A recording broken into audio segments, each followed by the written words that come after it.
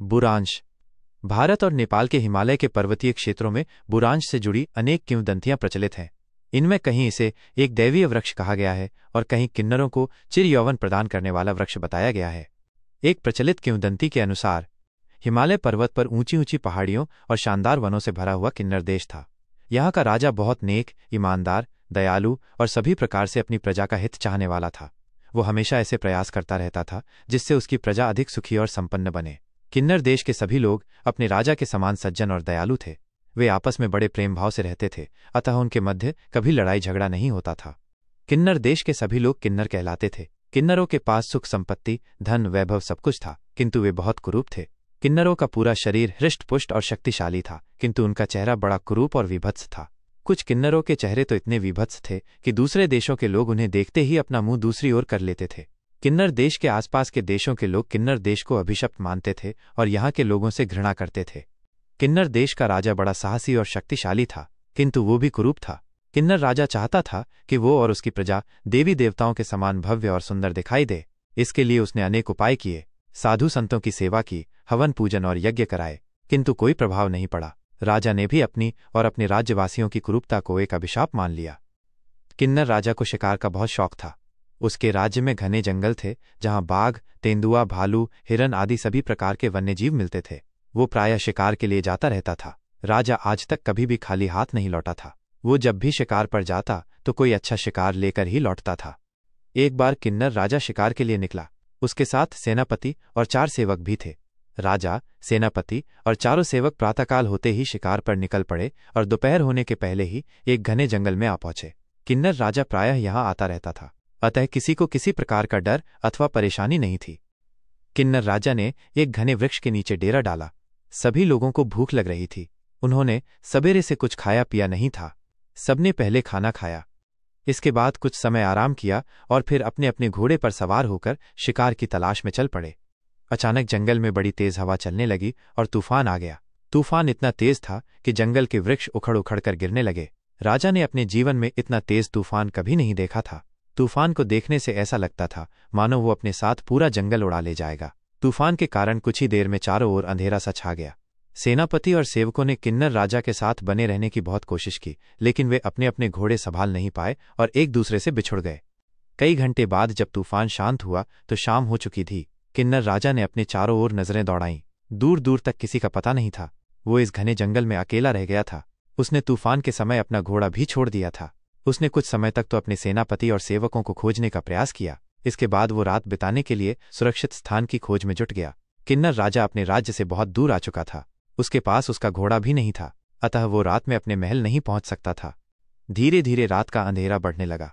किन्नर राजा ये निश्चित नहीं कर पा रहा था कि वो किसी वृक्ष पर रात बिताए या किसी पहाड़ी गुफा की खोज करे। वृक्ष पर तेंदुए का खतरा था और पहाड़ी गुफा में बाघ और भालू का। अंत में राजा ने इन दोनों स्थानों पर रात बिताने का विचार छोड़ा और रात भर न सोने का निर्णय लिया। किन्नर राजा अभी तक एक घने वृक्ष के नीचे खड़ा था। वो वृक्ष के नीचे से खुले स्थान पर आ गया। यहाँ एक ऊंची चट्टान थी। यह चट्टान इतनी चौड़ी थी कि इस पर सरलता से रात बिताई जा सकती थी। पूर्णिमा की रात थी। चंद्रमा की चांदनी में पूरा जंगल साफ दिखाई दे रहा था। किन्नर राजा चट्टान पर चढ़ गया। वो बहुत थक गया था, अतः लेट गया। राजा सोना नहीं चाहता था, लेकिन वो इतना थक गया था कि उसे नींद आ गई। राजा को सोते हुए अभी कुछ ही समय बीता था कि अचानक एक चीख सुनकर उसकी आंख खुल गई। यह किसी स्त्री की चीख थी। किन्नर राजा सावधान हो गया। वो उठकर खड़ा हो गया और चारों तरफ नजरें दौड़ाने लगा। उसकी तलवार उसके पास ही थी। इसी समय स्त्री दोबारा चीखी। चीख किन्नर राजा के पास से ही आई थी। किन्नर राजा को दिखाई तो कुछ नहीं दिया, फिर भी वो उसी ओर तेजी से आगे बढ़ा जिधर से चीख आई थी। अचानक किन्नर राजा ने जो कुछ भी देखा तो देखता ही रह गया। उससे कुछ दूरी पर एक लंबा चौड़ा दानव था। दानव के सामने एक बहुत सुंदर स्त्री हाथ जोड़े खड़ी गिड़गिड़ा रही थी। दानव की आंखों में वासना थी। वो जब उस स्त्री की ओर बढ़ता तो वो भय से चीख पड़ती और इधर उधर भागकर अपने को बचाने का प्रयास करती। किन्नर राजा बड़ा साहसी और शक्तिशाली था। उसने कुछ पल तो ये दृश्य देखा और फिर बिना समय नष्ट किए दुष्ट दानव को ललकारा। दानव ने इसकी कल्पना भी नहीं की थी। उसने किन्नर राजा की ललकार सुनी तो सुंदर स्त्री को छोड़कर राजा की ओर बढ़ा। कुछ ही पलों में दोनों आमने सामने थे। दुष्ट दानव ने पहले तो डरा धमकाकर किन्नर राजा को भगाने की कोशिश की, किंतु जब किन्नर राजा तलवार लेकर उसकी ओर बढ़ा तो वो भी लड़ने को तैयार हो गया। दुष्ट दानव के पास कोई शस्त्र नहीं था, किंतु वो महाबली था। उसने पास के एक वृक्ष की मोटी सी डाल तोड़ी और उससे किन्नर राजा पर प्रहार किया। राजा ने प्रहार बचा लिया और दानव के पीछे आ गया। दुष्ट दानव को ये लग गया कि सामने खड़ा व्यक्ति भी बहुत साहसी और शक्तिशाली है। उसने इस बार एक पूरा का पूरा वृक्ष उखाड़ा और किन्नर राजा पर फेंका। राजा इस वार को भी बचा गया। इस प्रकार दोनों के मध्य प्रातःकाल तक युद्ध होता रहा। दानव बार बार किसी वृक्ष की मोटी डाल तोड़कर अथवा पूरा वृक्ष उखाड़कर किन्नर राजा पर प्रहार करता और किन्नर राजा अपनी चालाकी और फुर्ती से उसका वार बचा जाता। लेकिन किन्नर राजा को दानव पर वार करने का एक भी अवसर नहीं मिल पा रहा था। दुष्ट दानव किन्नर राजा पर इतनी तेजी से प्रहार कर रहा था कि राजा का पूरा ध्यान उसके वार बचाने में लगा हुआ था। सुंदर स्त्री दूर खड़ी किन्नर राजा और दुष्ट दानव की लड़ाई देख रही थी। उसके सामने खड़े दोनों महाबली बहुत कुरूप किंतु शक्तिशाली थे, लेकिन दोनों में जमीन आसमान का अंतर था। एक स्त्री को अपमानित करने के लिए प्रहार पर प्रहार कर रहा था और दूसरा स्त्री के सम्मान की रक्षा के लिए अपनी जान पर खेलकर उसका सामना कर रहा था। अचानक किन्नर राजा को एक अवसर मिल गया।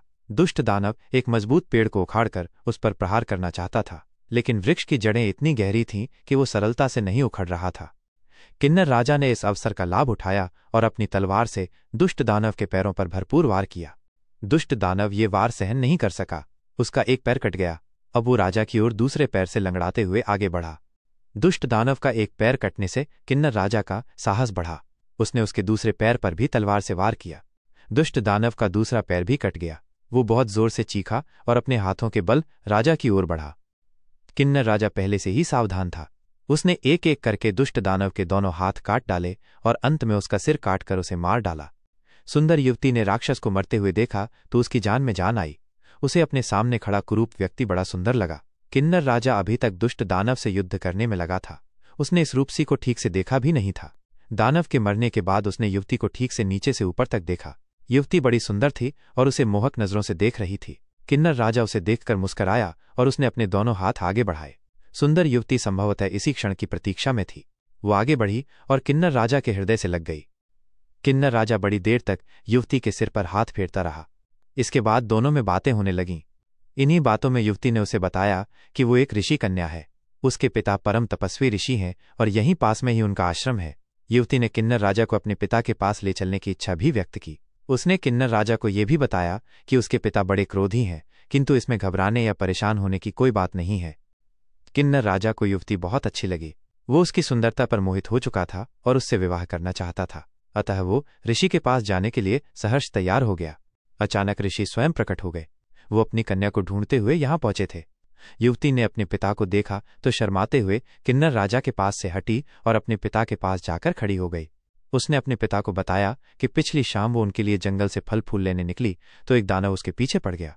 दानव उसे अपमानित करना चाहता था। इसके साथ ही उसने पिता को यह भी बताया कि किन्नर राजा ने किस प्रकार दानव को मारा और उसकी रक्षा की। उसने पास पड़ा दानव का क्षत विक्षत शरीर भी उन्हें दिखाया। ऋषि किन्नर राजा से बहुत प्रभावित हुए और उसे अपने आश्रम ले गए। ऋषि ने राजा को जलपान कराया और विस्तार से बातें की। इन्हीं बातों से किन्नर राजा को ये पता चला कि ये ही वो ऋषि हैं जिनके शाप से किन्नर देश के सभी लोग कुरूप हो गए। ऋषि को भी ये मालूम होने पर बहुत दुख हुआ, किंतु वो अपना दिया हुआ शाप वापस नहीं ले सकते थे। ऋषि ने बहुत सोच विचार किया और फिर किन्नर राजा को लेकर आश्रम के बाहर आ गए। उन्होंने अपने कमंडल से थोड़ा सा जल निकाला और चारों दिशाओं में छिड़क दिया। ऋषि के ऐसा करते ही चारों ओर नए नए वृक्ष निकल आए। ये वृक्ष लाल रंग के फूलों से लदे थे।